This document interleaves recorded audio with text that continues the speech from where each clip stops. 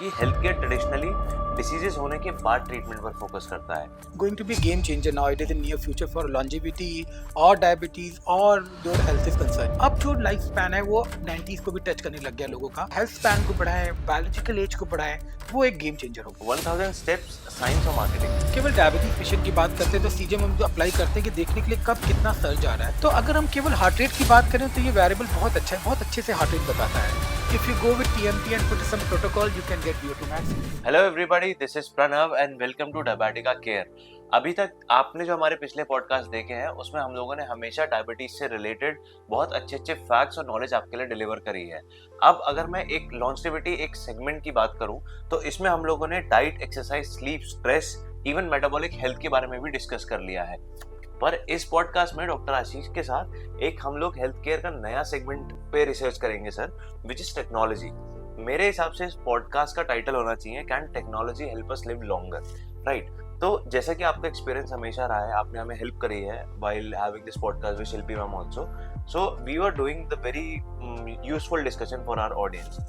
अभी जब मैं इस पॉडकास्ट को रेडी कर रहा था, जब मैं रिसर्च कर रहा था इसके बारे में कि टेक्नोलॉजी कैसे हमारे प्रिवेंटिव हेल्थ केयर में हमें कैसे हेल्पफुल हो रही है, तो उसके रिगार्डिंग मैंने कुछ सेट ऑफ क्वेश्चंस निकाले आपके लिए, right?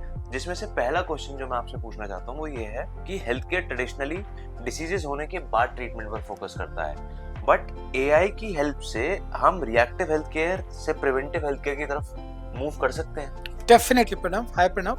So this is very good question. And जब हम लोग देख रहे हैं कि इतना टेक्नोलॉजी में ग्रोथ हो रहा है, एड नए नए आ रहे हैं, तो definitely it is going to be game changer nowadays in near future for longevity और डायबिटीज और योर हेल्थ इज कंसर्न. अब सबसे पहले बात करते हैं कि अगर हम डाटा देखें तो जो पुराना जो हमारा जो लाइफ स्पैन था वो पहले 50 ईयर था, फिर 60 हुआ, फिर 80 हुआ. अब जो लाइफ स्पैन है वो 90s को भी टच करने लग गया लोगों का. और अब आप देखेंगे कि कुछ सैनिटेरियंस जो 100 साल से ज़्यादा थे उनका भी नंबर धीरे धीरे बढ़ रहा है. तो जो ये इंक्रीज है, ये जो हाइक है नंबर्स में, this is totally govern by your technology, your AI, new modalities and your new sets of treatment and medications. तो डेफिनेटली एआई का यूज़ बहुत इंपॉर्टेंट है, बहुत सेंसिबल यूज़ करना है अपने को एआई का, जिससे हम पता कर सकें कि किस फील्ड में, स्पेशली लॉन्जिविटी में जब से काम बहुत कम है, और लोगों को किस तरीके से लोगों का हेल्थ स्पैन बढ़ाया जाए. हमने पहले भी बात की कि लाइफ स्पैन तो है ही है, अगर किसी के से हम हेल्थ स्पैन को बढ़ाएं, बायोलॉजिकल एज को बढ़ाएं, वो एक गेम चेंजर होगा.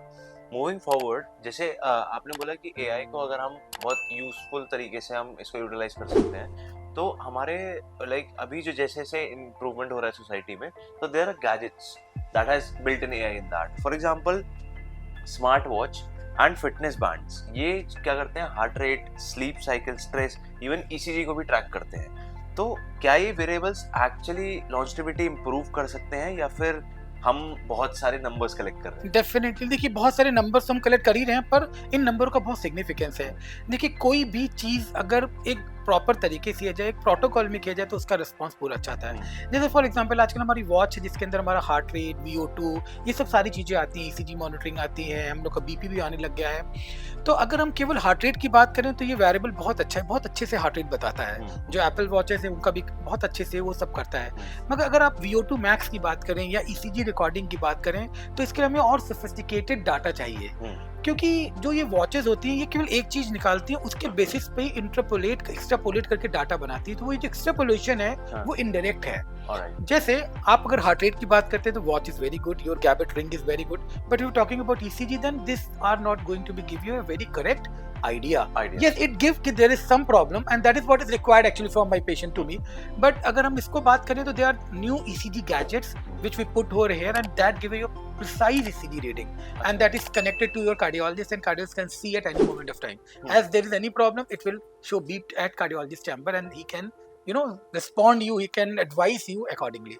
Similarly, अगर आप VO2 max की बात करते हैं तो there are certain machines which mimic VO2 max experimentation or the result. Like if you go with TMT and put some protocol, you can get VO2 max. But for this VO2 max, you need a CPET machine, which is very costly and cumbersome machine. So that gives you the best evidence. But no doubt, a small TMT can give the same idea. So if you're talking about ideation, then these are very good. But again, it should be governed by, it should be read by a qualified doctor.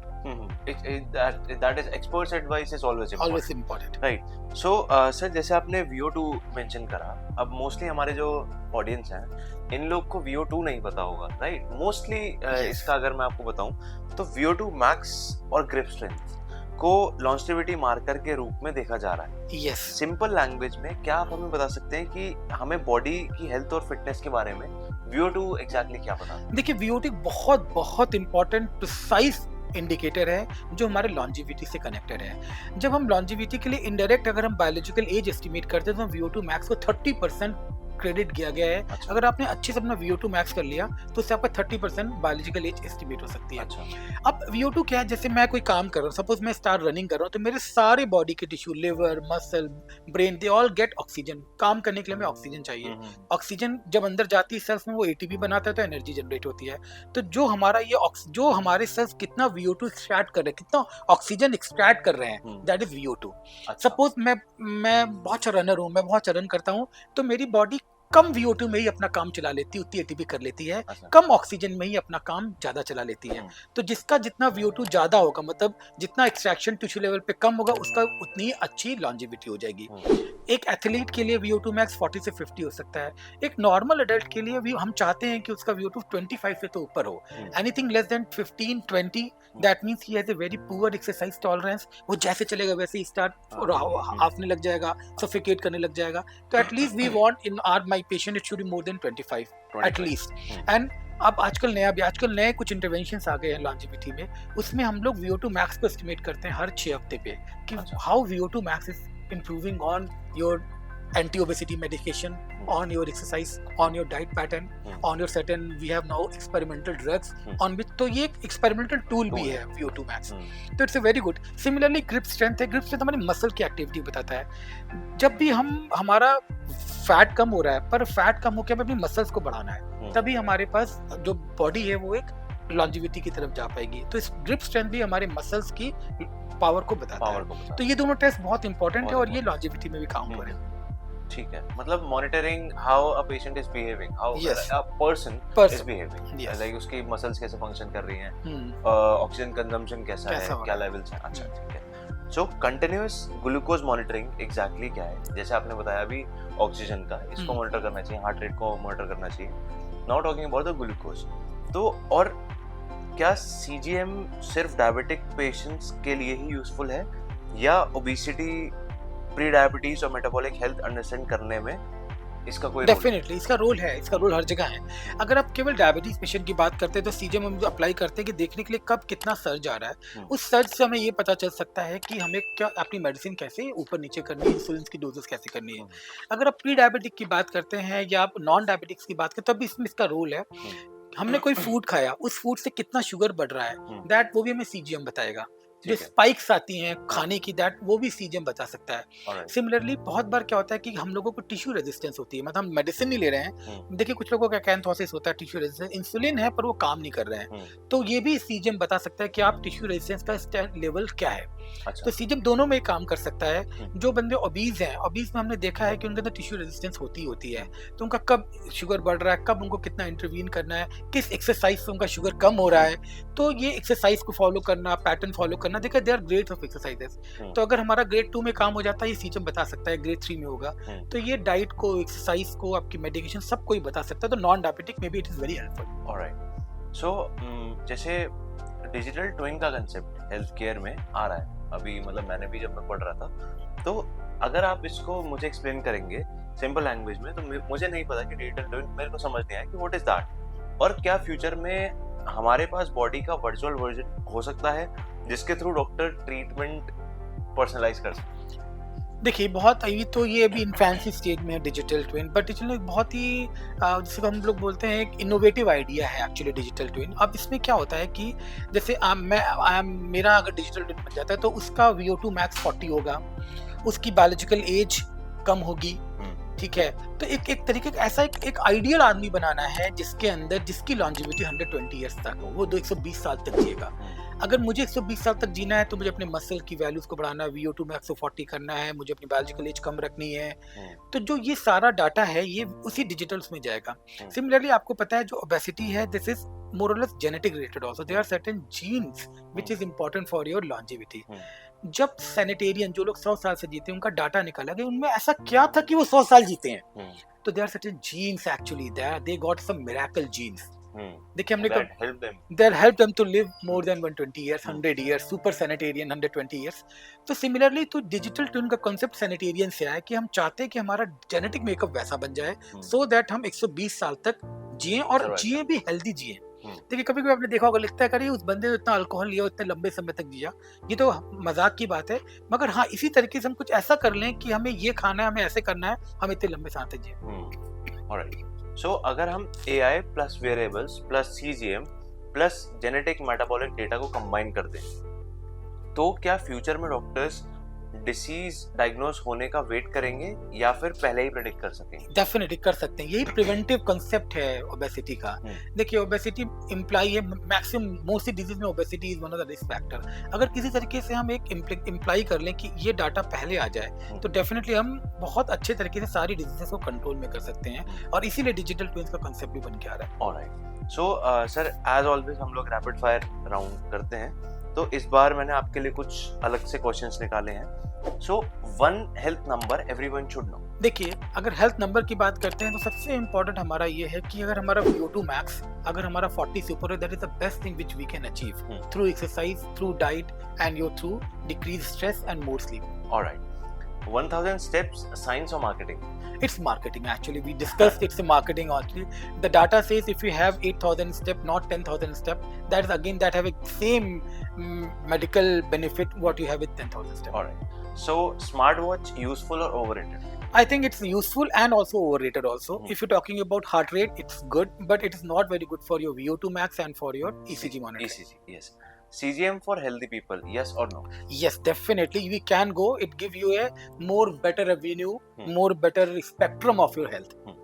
Sleep score, trust it or listen to your body? I think we should listen to body, but 8 hours sleep is very mandatory for being to be healthy.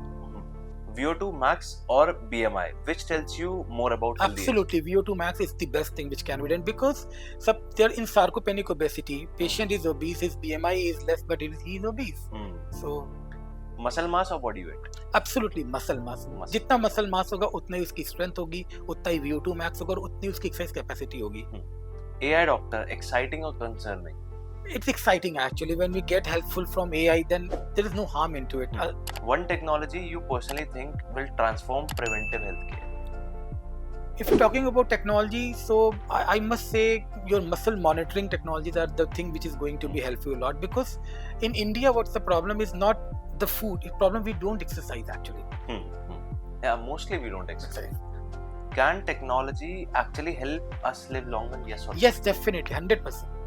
Alright, so now the next section is this or that, right? So इसमें मैंने आपके लिए बहुत छोटे छोटे questions हैं. Smart watch और traditional health checkup, both has a simplest others implication. Smart watch is good, but आपको एनुअली एक टेस्ट जरूर करना चाहिए, एंड इन टेस्ट में हम लोग जिस पे जरा ध्यान नहीं देते. यू मस्ट गो और for your cardiac markers like apolipoprotein, your lipid profiles, your HDL, your triglycerides.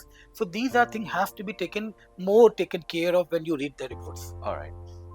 10,000 steps or 30 minutes workout? I think 30-minute workout is more important. If you work out more, then your muscle metabolism is more, because when we move here and there, we can complete our steps, but we are not healthy. But if you do 30 minutes of exercise 5 days in a week, that gives you a very good advantage. VO2 max or grip strength? Actually both have a different implication, but yes, both. All right. Good sleep or morning workout? Both I think, but there is no consistent time for any workout. Suppose if you are a evening you can do workout in evening, that is good. Do in evening also. Mediterranean diet or intermittent fasting? Both have similar implications. Suppose if you're diabetic, you have ketosis, you have kidney patients, so don't do intermittent dieting, intermittent fasting. In that, Mediterranean is going to be helpful. The gold standard is Mediterranean, but yes, for obese people, intermittent fasting always helps. Alright. BMI or waist circumference? Obviously BMI actually, but both have some good important. BMI is definitely a better thing than waist circumference. Alright. Living to 100 or living healthy till 90? Yes, I think living healthy, we have more impetus on health span than lifespan. All right. So while doing the podcast with Dr. Ashish, I realized one thing, that our muscle mass is very important. Healthy living is very important, and people in India, we are supposed to exercise a lot, and that is something that we usually don't do. So अगर आप भी हमारे podcast देख रहे हैं, डेबाटिका के channel पे आपको भी कुछ अच्छा यूजफुल मिल रहा है, तो आप इन पॉडकास्ट पे कमेंट कर सकते हैं, अपने क्वेरीज कमेंट कर सकते हैं, और अगर आप चाहते हैं कि हम आपसे रिलेटेड टॉपिक्स कवर करें तो you can also reach us out. अगर आपको भी कुछ ऐसे टॉपिक्स हैं जिनके बारे में आपको कंसर्न्स हैं और जानना है, तो you can reach us out directly on Instagram और on YouTube. Thanks for watching. Thank you.